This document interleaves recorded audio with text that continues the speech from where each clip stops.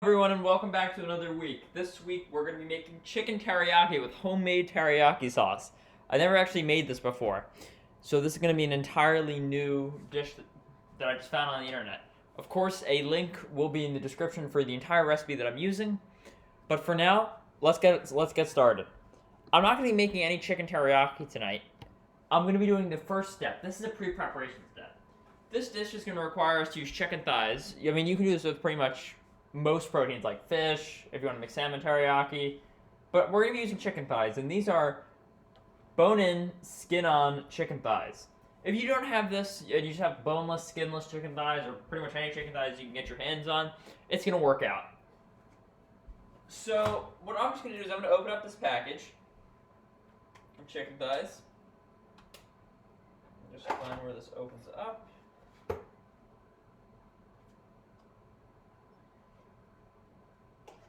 I'm sorry, I can't find where this opens up.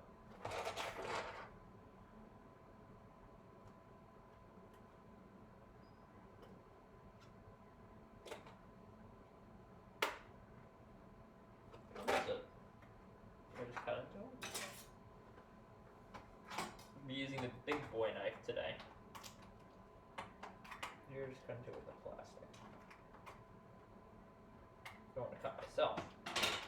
There we go. Sorry, I'm just taking off this plastic covering. I initially thought that it was what I was going to have to do was open up some sort of the plastic, but it turns out I just have to open up this part, or the little thin plastic covering, and then I'll be able to just get it open like this. These right here are our wonderful chicken thighs. Look at them. Juicy, gorgeous. I love them. What we're going to do is take our big boy knife. This is a big kitchen knife, and we're just going to find the bone, make a couple little slits in our chicken, and just remove it. You don't want the bone in there.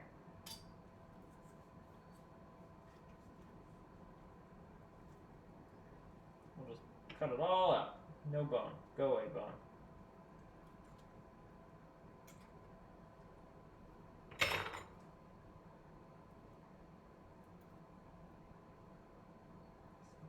Here. Just doing my best to get it up.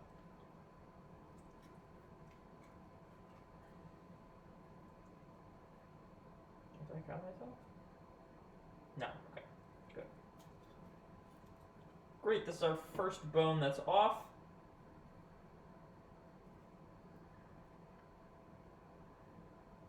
You don't really need to shave off the excess chicken off that meat. I might. I'll see how I feel in a couple minutes about it. But this is pretty much what you've got once you take your bone out.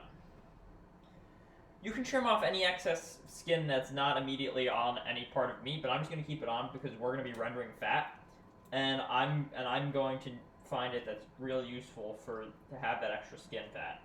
So I would recommend keeping it on. Though if you need to be conscious about an excess amount of fat, I would take it off.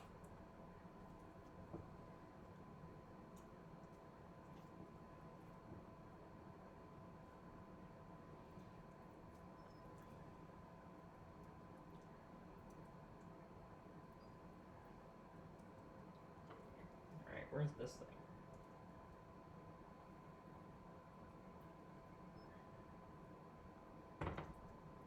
Remind me of Halloween with all these bones. Make a skeleton costume out of them. It may look like I'm mushing around with it, but all that I'm looking to do is find where the bone is and where I can make a nice clean cut to take it out. Oh, look at that. I see it.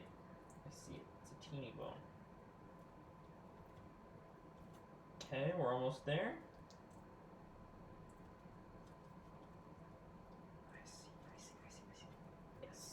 Yes. Alright, that second bone is off.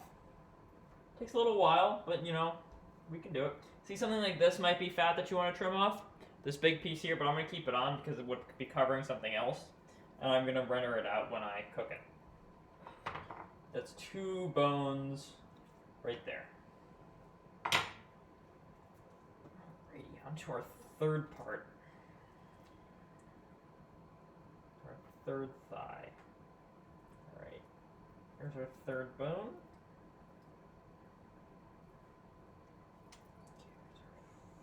First. Where are you, Mr. Bone? Right there. I don't know if you can actually do this entirely with your hands. No, I'm just chapped. Sorry, I was thinking to myself. I don't know if you can do this entirely with your hand. I'm not going to try to do it. I'm going to just do it with the knife in a second. But I'm just trying to find where the bone actually is so I can make nice clean cuts.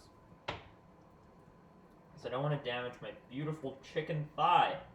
Look how gorgeous this looks. I absolutely love chicken thighs.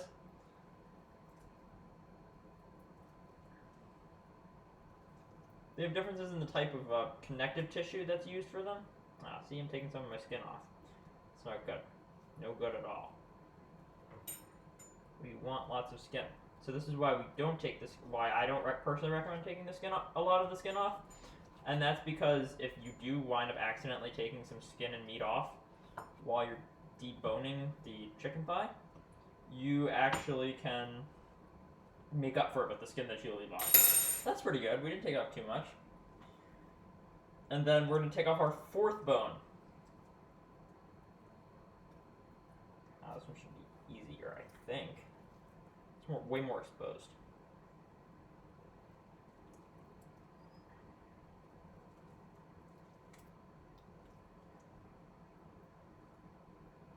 Look at that. Just absolutely...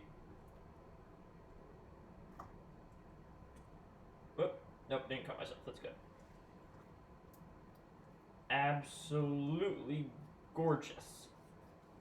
I'm loving this. Great. Alright. Those are our bones taken out. And now this is our chicken thigh with the skin sort of falling off. But it's okay. What's the next thing that we're going to do? So I'm just going to give my hands a quick rinse as I describe the next step. So what we're going to do next is we're going to salt and pepper these 2 chicken thighs, or these 4 chicken thighs. And then I'm just going to lay them out in the fridge overnight. And that's literally all I'm doing for the pre-preparation of the chicken teriyaki. And the reason that we're doing this is because we want to get a really crispy skin. So we want to dry out the chicken. We want to dry out the moisture in the outer layer. But even though we'll leave it out so that the skin dries overnight, the chicken is still going to come out nice and moist. Don't worry about if the skin looks a little more leathery. So don't worry if the skin looks a little more leathery when we take it out the next day. That's actually intended because we're going to get a better crust in our chicken. Great, we're still recording. This is very good. On to the salt and peppering stage. A little too much in one spot. I'll just sprinkle it elsewhere.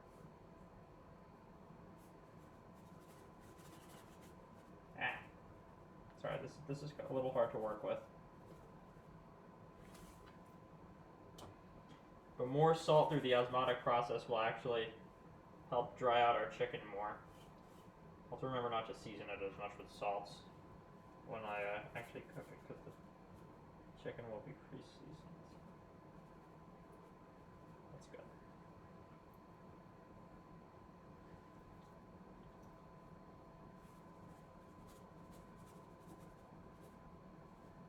So always do remember to generously season your chicken, because what I find is that, or what I've heard, rather, is that roughly 35% of the actual seasoning of the chicken is lost in the cooking process, which is why you want to always season your chicken a little more than you think you would want, because you lose some of that, you lose the seasoning. And just rinse. I'll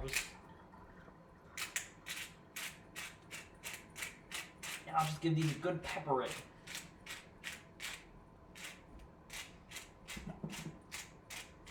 I love the smell of fresh pepper. It just smells absolutely blissful to me. You don't want to smell it really up close, but if you just waft a little bit in, it's not too strong of a scent. For me, at least. For you, it might be different. And I just absolutely can't get enough of it.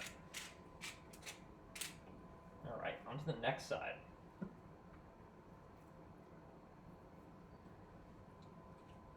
Let's bring it up again.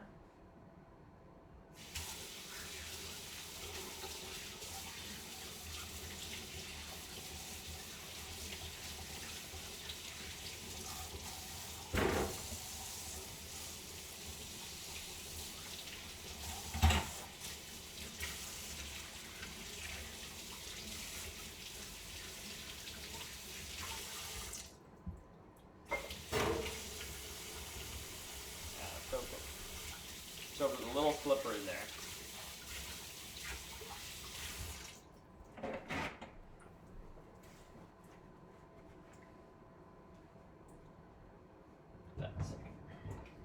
Now I'll just pepper this other side. I personally love a lot of pepper. That's just me. But I know like people like my sister don't really like a lot. So I'll just leave one a little less peppered for her.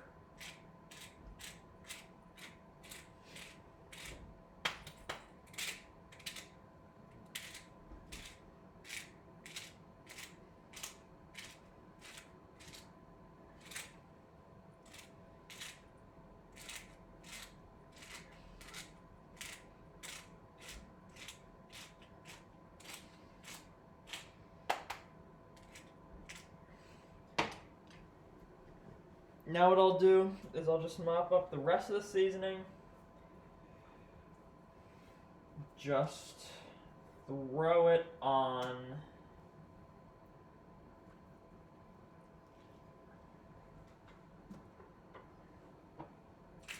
sorry, that one was a little, not as much pepper in that area.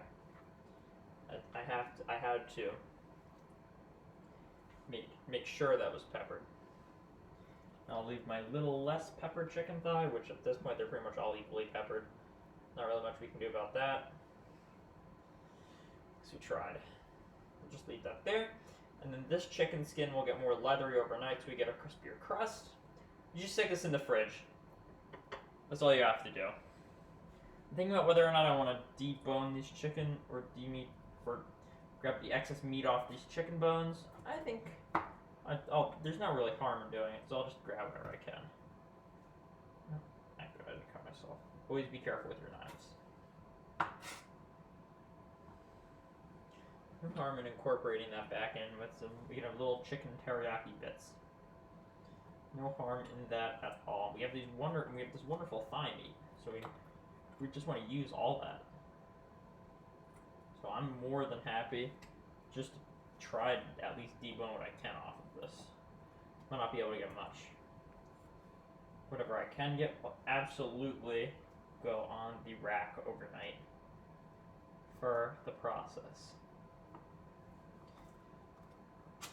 So just bear with me for a little while as I debone these, or not debone the bones, but rather demeat the bones. It's like the inverse of what we did.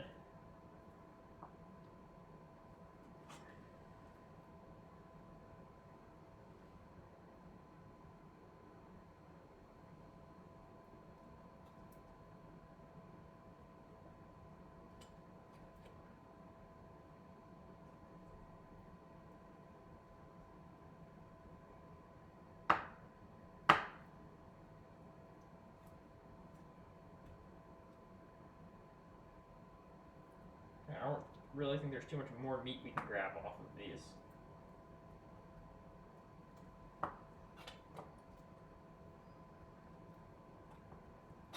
That's pretty much the extent of it. I'll just toss these bones. A little small bit on. Those bones go away. Though you could preserve them for something like a stock. Definitely we're not going to use them, so they're going to go away.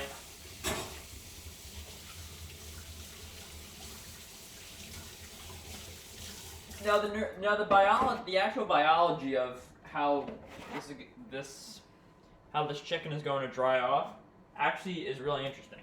And I say that because this is going to dry off because with salt and pepper, are going to draw the water actually out of the chicken skin.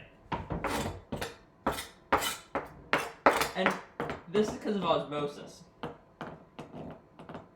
There's a lot of interesting science behind this about water potential and about water potential and solute pressure. It's really interesting. I don't want to get too technical in the video because it can get really. It's not something that it's something that you have to like look at and learn. But I definitely recommend Googling water potential and osmotic pressure and all that good stuff because it'd be really interesting to think about and really interesting to learn about. So I definitely recommend learning about osmosis. But the basic principle is that because there's a chicken cells, there's a higher concentration of things like salt outside the chicken cells rather than inside the chicken cells. The cells are going to send water outside in order to make the concentration of salt and water in between in the area of the system equal. So you want an equal amount of water on the outside and inside.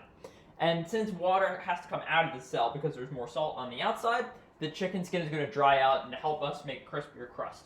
And also, I think, I'm not entirely sure about this, it also helps with the fat rendering and makes it a lot easier.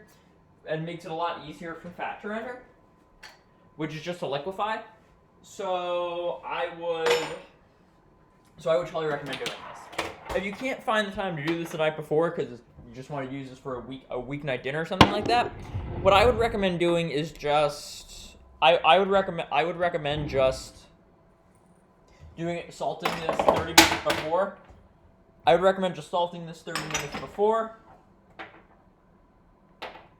And if you can't even find the time to do that, ultimately I would just say just skip the step because you'll still have good chicken teriyaki without it. But I'm really happy just to put this pre-prepped chicken in the fridge for tomorrow's chicken teriyaki. So I'd just like to take a second to thank everyone for watching the pre-prep video, and I'll see you all soon to make the actual dish.